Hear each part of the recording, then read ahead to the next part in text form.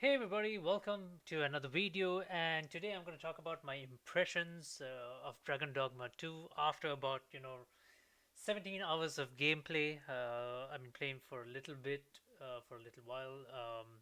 Not a lot. I'm still kind of like in the first act of sorts, right? I'm still in what's the town called?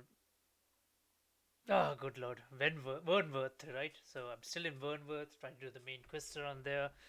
Have doing a little bit of exploring around the region and things like that. So I think I have a good feel for the game right now. Not fully into it, but I feel like I can talk a little bit about my impressions. And I decided to do. I usually don't do this, but I think since this is quite a long game and there's so many things going on with this game, I feel like it's kind of like appropriate to kind of like make this video. So yeah, let's talk about what we've experienced in Dragon's Dogma 2 so far. So initially there was a bit of a concern. There was a lot of negative reviews surrounding, you know, this the microtransactions, right? So apparently the reviewers, those who reviewed, got a review copy about this. They saw this, they knew about this, but yet nothing was reported about this. I was also shocked to see this first. There was no news on this whatsoever, so it is a bit disappointing to see all this. But however, usually when especially these kind of items, right?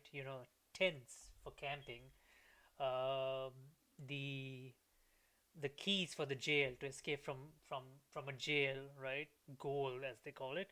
So the keys to escape from jail, um, the book for editing your character. We'll touch the character editing later. Or maybe you know what? I think we can talk about it actually. Yes, it's also relevant. The wake stones. What else? The warp location marker. Sorry, the warp location marker. All right, okay. Maybe I'm not sure. I'm not sure about a lot.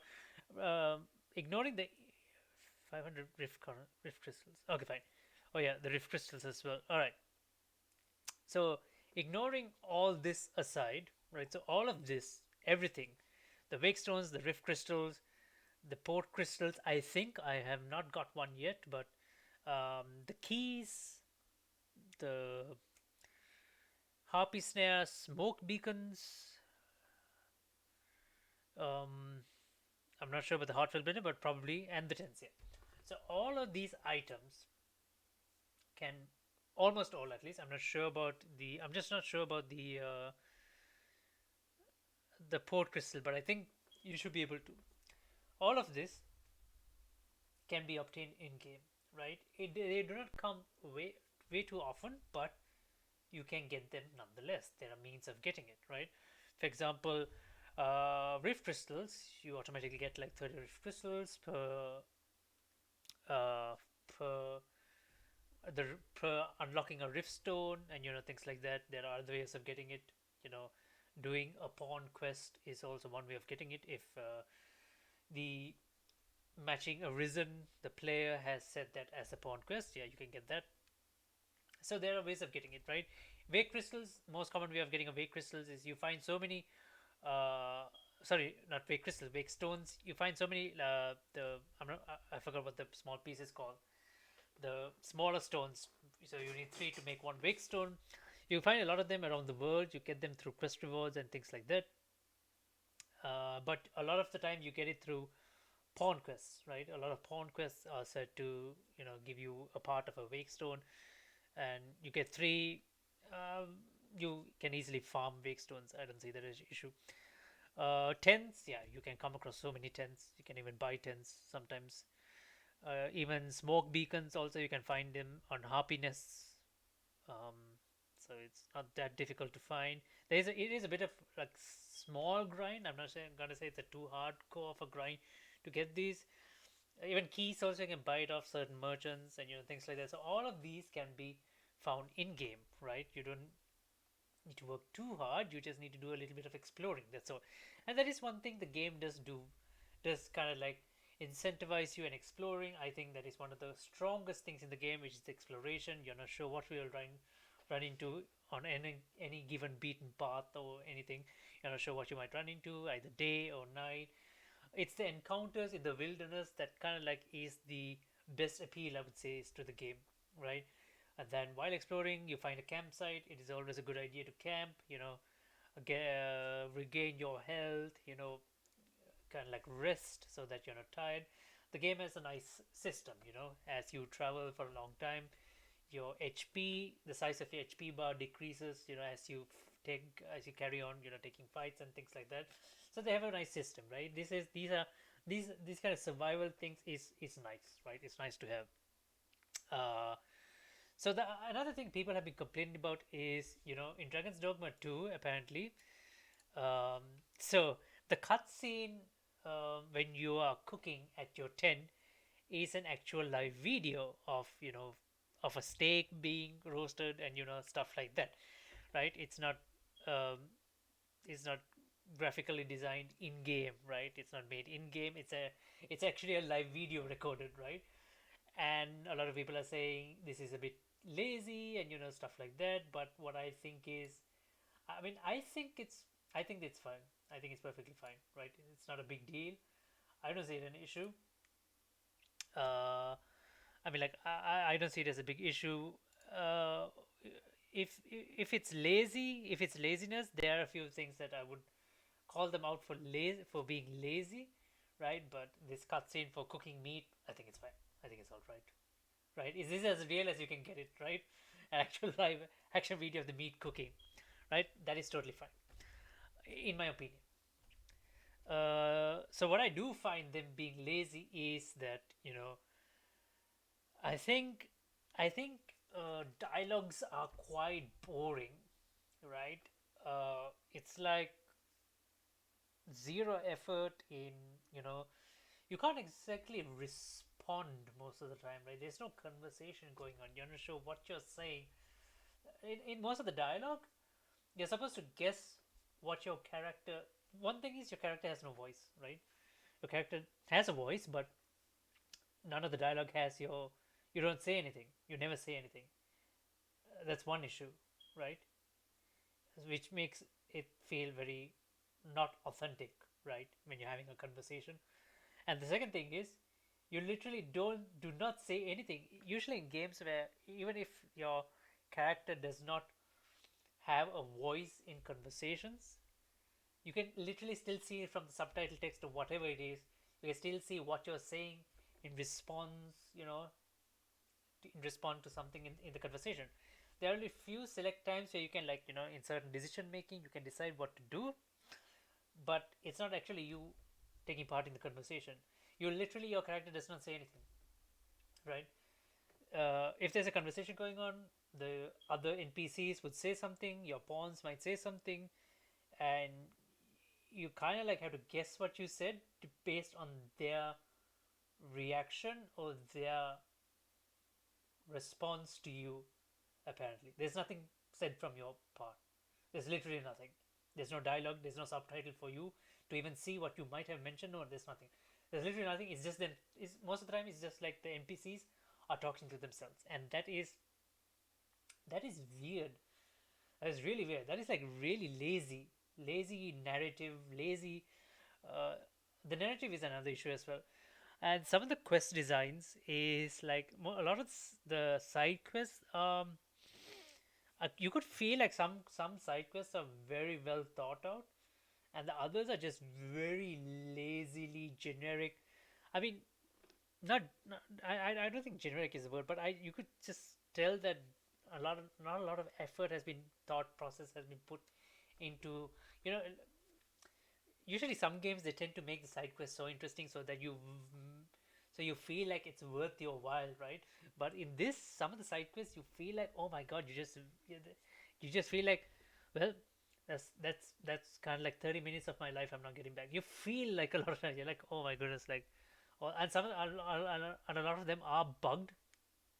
I mean, that's always an issue when a game ships out a bugged version. So there are quite a few bugs, right? Some of the quests do get bugged. Some quests get stuck. and you run into all sorts of issues. So yeah, um, I think the only thing that's carrying this game, right, is the exploration and the combat. I think the combat is one of the best that's ever done. The combat system is amazing. I like the combat. It's very it's a mix of several different things, mostly inspired from like a Souls like game and things like that. A lot of and the difference in vocations, how each vocation can complement one another. I like this whole tactical gameplay thing you can work out. um, so yeah, I think the combat system, the combat mechanics around the risen and each of the vocations and each of the pawns and how each vocation can be used. I think I like that, right? I like the way it's done.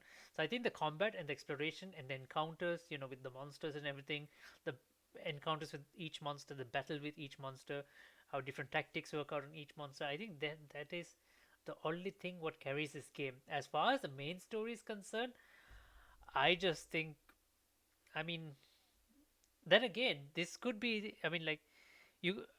This is Dragon's Dogma. I think we should not expect anything else more, right? I think even the first game also it was just this is what it was all about, right? It was about the exploration. It was about the monster hunting. It was about the encounters. I think that was about it, right? So yeah, so far like the game, the story of the game is not keeping me engaged, right? It's the exploration so far, right? I enjoy, aside from story, the fact that there's a lot of exploration. Like I can't wait to like get away from the main quest sometimes. Like I feel a little bit bored, and then I feel like doing some exploration, not even side quest, just walking into the world and just looking, just going down an undiscovered path and just wanting to see what I can find. What am I going to run into? Goblins, hobgoblins, drakes, uh, uh, trolls, ogres, whatever, right? Cyclopses. Just curious to see what's down there, right? That's the only thing I really get a little bit, a little bit excited about. It's the unknown in the wilderness, like what you could run into. So that's about it.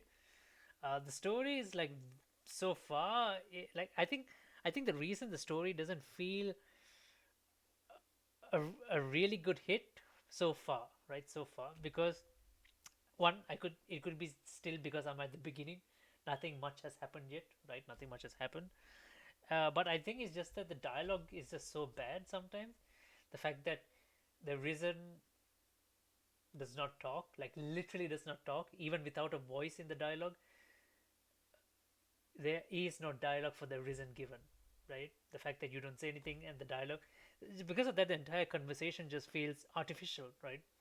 It's like them talking to a mirror. The NPCs are just talking to a mirror, and you're supposed to figure out like what your tone is, because because of that, it's hard for you to figure out. But then again, I think that's not. I think I'm not sure what Capcom was trying to do, because you're not sure what kind of a character you're supposed to be playing, right? Because of the way your dialogue carries, because you literally have no dialogue. You're not supposed. It's a bit difficult to figure out what kind of an arisen character am I. Like, am I kind-hearted? Am I good? Am I harsh? Do I need to be mean? Blah blah blah. Right? Certain decisions you can make, but it's just a decision whether I want to give them this or give them that, or do this or do that. Accept, decline. That's all. It's not like a choice between two dialogue options. Like, this is what I'm saying. So because of that, the conversation feels very artificial, and because of that, it's very difficult to kind of like get hooked onto the story, because the conversations are what the story is, right? What you're talking, what's happening in the cutscenes, and things like that. So yeah, because of that, it's a bit, not cutscenes, but in game. And I think the final issue I have is um, optimization. I think the game is very badly optimized. You know what I'm saying? I think there's several videos across YouTube. I think you can see it on my live streams as well. I think I have a decent PC. I don't think I have a really good PC, but I have a decent PC to run on like high graphical settings, right? Uh, but the drop in frame rates in certain parts of the forest, uh, under certain lighting conditions, at about like a little bit of high NPCs in the area, a little bit more enemies here and there, and the frames just keep dropping, right? And it's really bad. Even by turning the graphic settings in certain, like, turning VSync off, and turning anti-aliasing, turning a few things off, reducing a few settings, reducing shadow qualities, reducing reflections a little bit here and there, trying to fine tune a little bit. It's hard to find a common, it's hard to find a sweet spot even where the game is performing smoothly, because under any graphical type of settings, it just drops here and there, like for various reasons. Um, and random, um, like random things sometimes spawn, right? And it's not like, it's not like, things coming out in the distance as the world is like progressing, right? It's not like, trees are popping out in the distance. It's like literally right where you are, something just spawns out of nowhere. Like I had like an ox cart spawn right at me, when I have like everything else in the distance spawned, right? The buildings have spawned, the castles have spawned, or some trees have spawned. I'm walking down this road and suddenly I get stopped, and then the ox cart spawns literally in front of me. So these kind of issues are there. The optimization is also quite bad. I feel like there's a bit of CPU usage as well. I think I saw quite a few benchmarking done videos. So yeah, so far what's carrying this game is, I really wouldn't. I really thought, like, this game was shaping up to be, it could be a game of the year contender, but by God, no, is it not? I just think that it just have so many fundamental issues. They have a really good law, right? They have a really good law, but it's just that they are fumbling on quite a few things. I mean, they said that this is going to be a nice story narrative driven experience, right? But yikes, no far, no. It's just my opinion, right? I'm just not feeling the story. uh, I'm not getting captivated by it or anything. Like, I'm not getting hooked onto it. What's keeping me going is just the exploration, the fighting, the combat, just wanting to, fight drakes, wanting to fight the dragons, wanting to fight every big bad boss out there. That's the only thing that's literally the only thing that's carrying me on. Other than that, like, all the other quests are like, but then again, it's still too early to tell as well. I'm not sure, but this is what I think so far. So yeah, that's what I've got to say. Let me see how, a couple bit more hours into the game would, change, whether it will change my mind or not. We'll see. So yeah, do like, share, subscribe, turn on notifications if you guys enjoy the content, and as always, I do appreciate the continued support. I'll uh, I'll see you guys in the next video live stream then. Till next time then. Bye bye.